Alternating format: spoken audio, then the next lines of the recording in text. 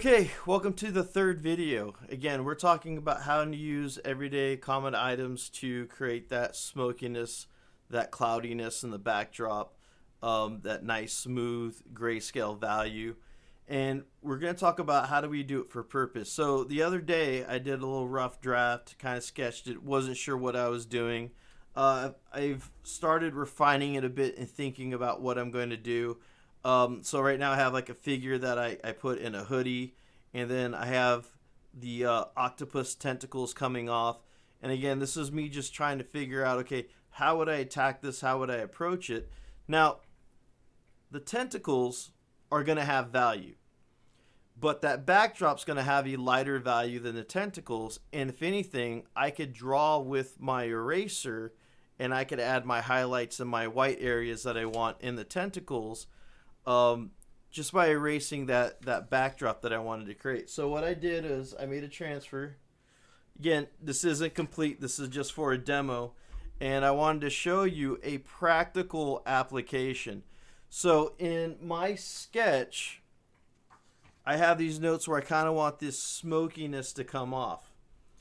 Okay, so I can accomplish that in two ways. One, I can create values with the Q-tip, with the paper towel, where I have more directional, the tissue paper, where I can take this and wrap it in my finger and have a little bit more directional movement.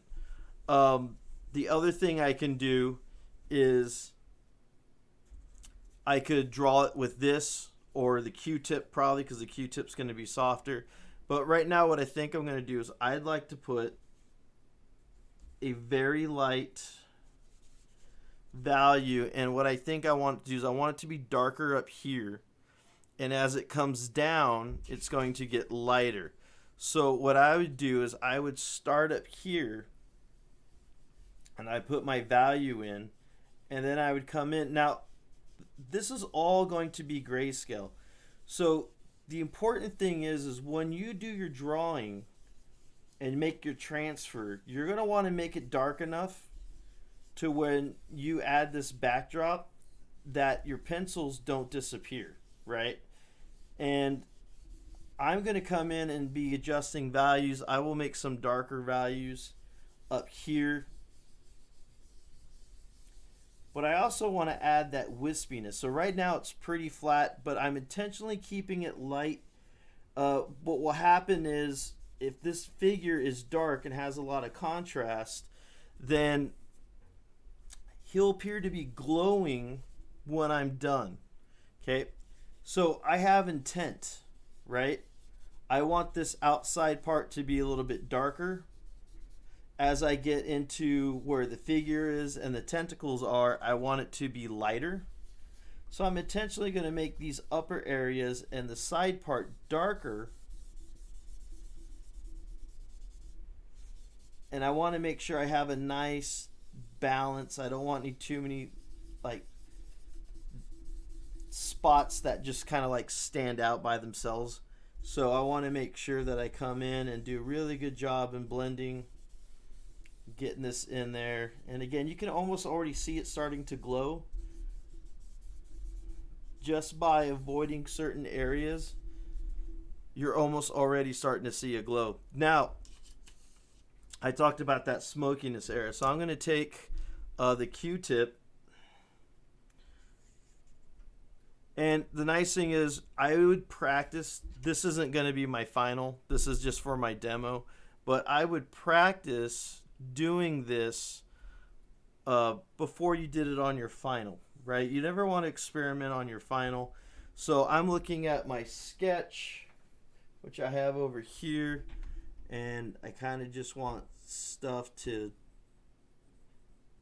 smoke around, and I'm basically looking at where the tentacles are. I don't want to go into those too much, and I'm creating these little spots. And then what I'm going to do is, as I move in,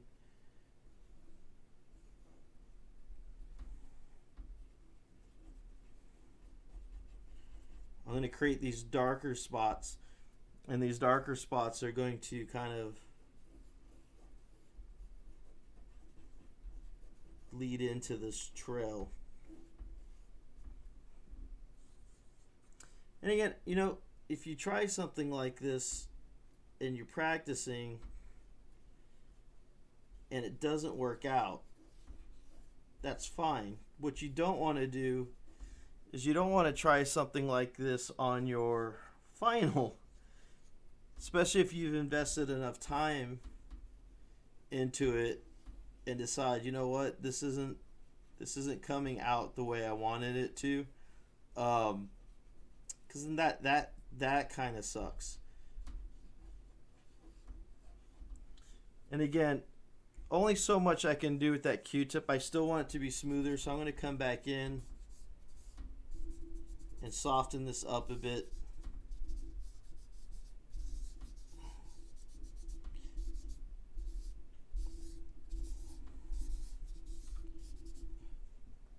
And again, you could already see where he's starting to glow and he's starting to come alive. And as I work on it, I might say, you know what, I'm going to go around this whole tentacle and I'm going to make this whole section a little bit darker. And I want this thing to stand out.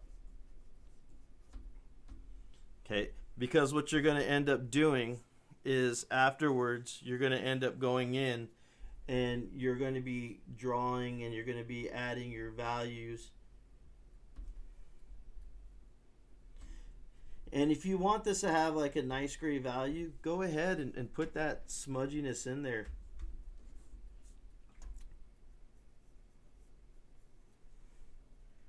So I'm going to come back in here. And I just want to show you a little bit right here. So let's say this is going to be my tentacle here.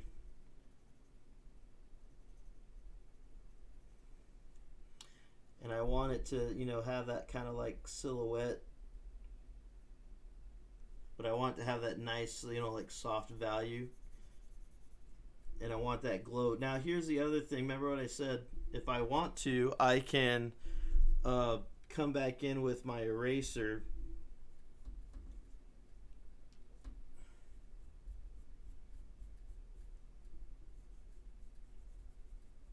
and draw out certain things with my eraser. Okay, so I just want you to see what that contrast looks. I'm just adding a dark value. What I'll do is I'll hold this up a bit so the lights don't hit it as much. And the other nice thing is once you come in and put your dark values, if you kind of want this to have like a softness to it, once you've come in and you've added your values, you could go back over this again. Just take your tissue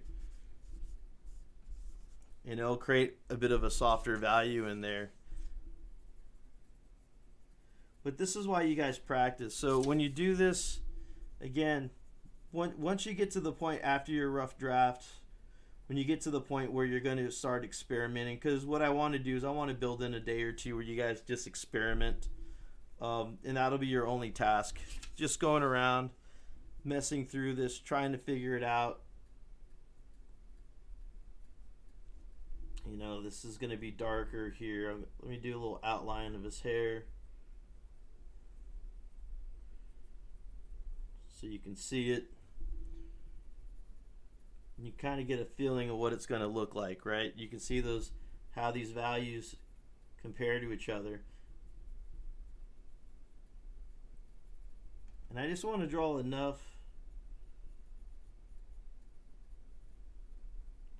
to where you guys can see, that difference in value. I'll go back up into here.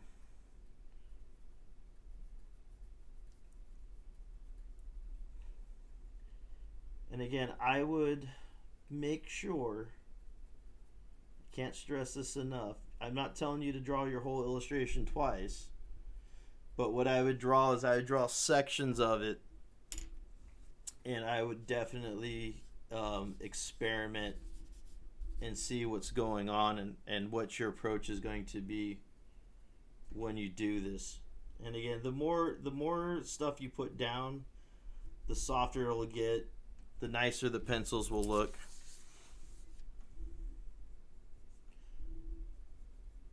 I'm going to stop this right now because I just wanted to make sure I had enough on you for you guys to kind of catch the drift of what you can do.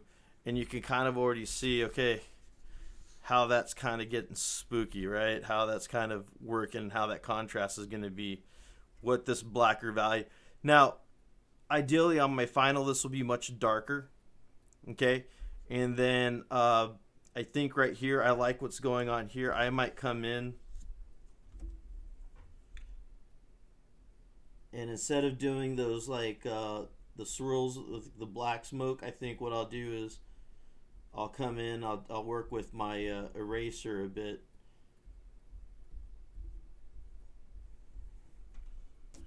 And work on those values. And this is something that, you know, you're not going to figure out unless you practice.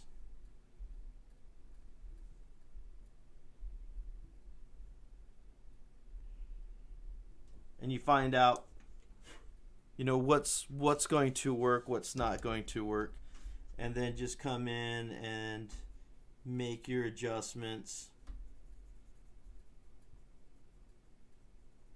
And understand all of this is kind of like a work in progress. Just figuring it out. Okay, and again, you can see where those pencil marks are coming in, but that's where I just come back in. Smudge that. I start defining my shapes. I start looking at the little patterns that I want. Sometimes I just kind of look at the paper and I see like the natural inconsistencies, and then I just highlight those inconsistencies, and I let those kind of guide me to like what am I going to do when I come in. So I think this is going to give you a really solid idea of things that you can do and how you can enhance and coming in. It takes patience. It takes a little bit of practice.